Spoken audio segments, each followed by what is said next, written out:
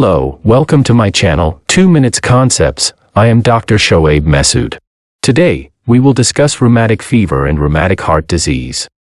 Rheumatic fever is an acute, immunologically mediated, multisystem inflammatory disease that occurs due to group A beta hemolytic streptococcal pharyngitis. The most commonly affected age group is children between the age of 5 to 15 years. It is type 2 hypersensitivity reaction.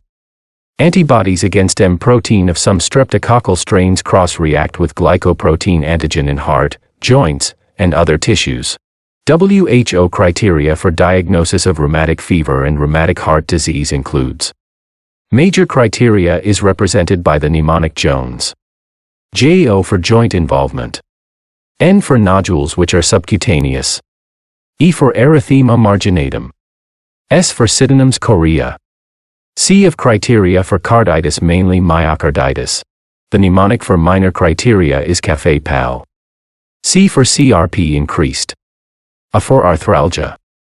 F for fever. E for elevated ESR. P for prolonged PR interval. A for anamnesis of rheumatism. L for leukocytosis. For diagnosis of primary episode of rheumatic fever, 2 major or 1 major and 2 minor criteria plus any of the evidence of preceding group A streptococcal infection is required. I hope you have enjoyed the video. If you have any question you can ask in the comments section.